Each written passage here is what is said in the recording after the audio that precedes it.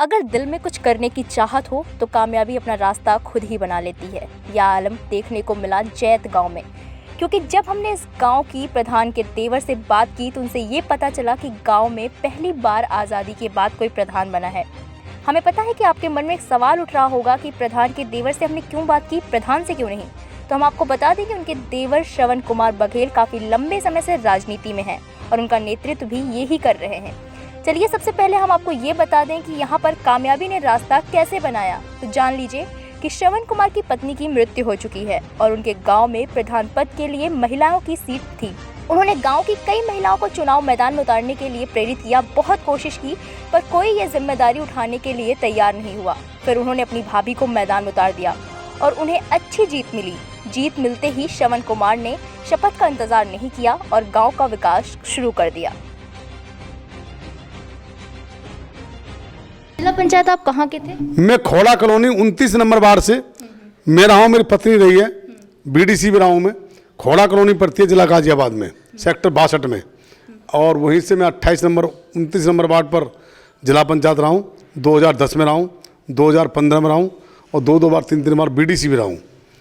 मतलब राजनीति में आप बहुत पहले से आ रहे हैं, बस गांव की राजनीति में आप अब आए हैं। हाँ। इसके पीछे की खास वजह क्या है? खास ये थी कि मुझे विरासत में कुछ नहीं मिला मैडम, कुछ नहीं मिला है।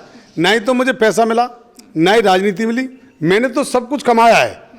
अगर 2 पैसे अगर कहीं लगाए हैं तो मैंने अपनी मेहनत से लगाए, अपने कमा के लगाए। पिताजी थे, छोटा काम करते थे, दूध का काम था और किसान थे, इतना वो नहीं था मामला। अब यहाँ से दिल्ली चले गए, दिल्ली जाके अपना बिजनेस सेट किया और बिजनेस सेट करने के बाद पहला चुनाव 93 में मैंने बीडीसी लड़ा, लोनी ब्लॉक से 68 नंबर वार्ड से। पहला चुनाव में 93 में जीता हूँ, मात्र 23 साल की उम्र थी उस समय। उसके बाद फिर 98 में जीता, फिर उसके बाद 2005 जीता, फिर 2010 मेरी पत्नी जीती, फिर 2015 जीते। इस तरीके से लगभग 25 साल से लगातार मैं चुनाव जीतता आ रहा हूँ वहाँ से। आप किसान नेता भी रह चुके हैं, तो किसानों के लिए आपने क्या क्या किया? किसानों की गांव के किसानों के लिए, खासकर अपने गांव के किसानों। देखिए मैडम, किसानों की तो देखिए, मैं किसान का नाम ही समस्या है। कोई भी राजनीतिक दल, चाहे बीजेपी हो या बसपा हो या सपा हो, कोई नहीं चाहता कि किसान पैसे वाला बने, किसान ऊपर उठे। किसान को तो हमेशा दबाया जाता है, इसको शोषण किया जाता है। शोषण इसलिए किया जाता है कि अगर एक किसान जिस दिन पैसे वाला बन जाएगा तो नेताओं के माला कौन डालेगा, इनकी जिंदाबाद मुर्दाबाद कौन करेगा। तो कोई सरकार नहीं चाहती किसानों का भला हो, किसानों की समस्या का समाधान हो। किसान तो कुछ दिन बाद अपनी आत्महत्या करेगा, मरेगा। किसान तो मरने वाला, ये नहीं मरेगी, इनकी औलाद मरेगी। क्यों? किसानों के साथ तो ऐसी जाती हो गई है कि अभी देखा डीएपी 1980 के रेट की हो गई है, 1980 रुपये की रेट की डीएपी हो गई है। और जो काला कानून जो लागू किया है, तो इसके बारे में आपको साथ पता ही, आपको पता ही होगा, मालूम होगा।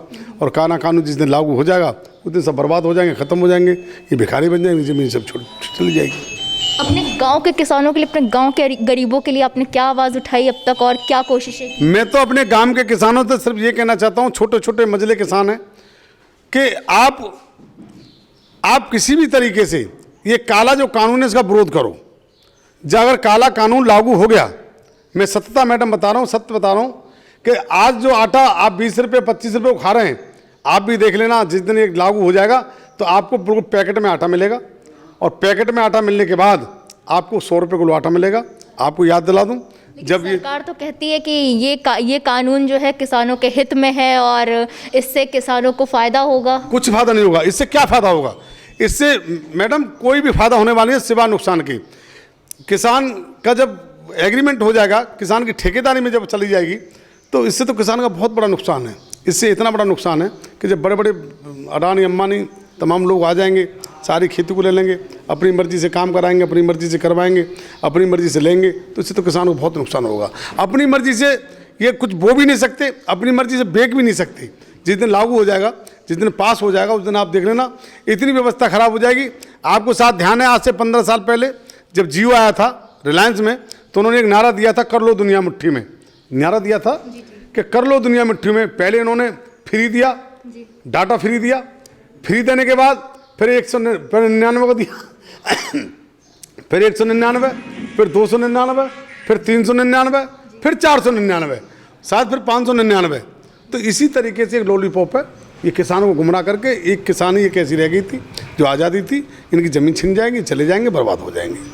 ऐसे मतलब आपने ये बताया कि आप अपनी भाभी का नेतृत्व कर रहे हैं, तो कभी ऐसा होगा कि आपकी भाभी गांव के लिए कुछ और करना चाहेंगी, लेकिन आप राजनीति में रह चुके हैं तो आपको काफ़ी अनुभव है, आप गांव के लिए कुछ और करना चाहेंगे। हो सकता है उस वक्त आप दोनों के विचार एक जैसे ना हो, मेल ना खाए, तो आप उस वक्त क्या करेंगे? देखिए सुनिए, पहली बात तो उनके लिए छूट है, महिला का आरक्षण है, उनको मिलना चाहिए और उनको उनकी सूझबूझ लेनी चाहिए, उनका दिमाग भी लेना चाहिए, उनकी सलाह भी लेनी चाहिए, क्योंकि फिर आरक्षण का मतलब खत्म हो जाएगा। जब महिला का आरक्षण मिला है तो उनको भी पूछना चाहिए वो क्या करना चाहती हैं, उनकी सोच क्या है, उन्हीं की सोच के हिसाब से हम चलेंगे। भाई अगर उनकी सोच ये है कि यहाँ ऐसा काम करो, यहाँ ऐसा करो, यहाँ ऐसा करो, उसी सोच को हम क्रियान्वित कर देंगे ज़मीन पर, लेकिन सोच उनकी रहेगी, पूछेंगे उनको, उनकी सोच से उनके दिमाग से चलेंगे हम। आपने देखा कि इस गांव में बहुत काफ़ी लंबे समय से 72 साल के बाद यहाँ प्रधानी आई है और ये काफ़ी लंबे समय से राजनीति में भी रह चुके हैं और एक किसान नेता भी रह चुके हैं, हमेशा से गरीबों की आवाज़ उठाते हैं। अब ये गांव की आवाज़ उठाएंगे, अपने गांव को बुलंदियों पे पहुंचाना चाहते हैं। If you like this video, hit the like button and press the bell icon to never miss an update from M News.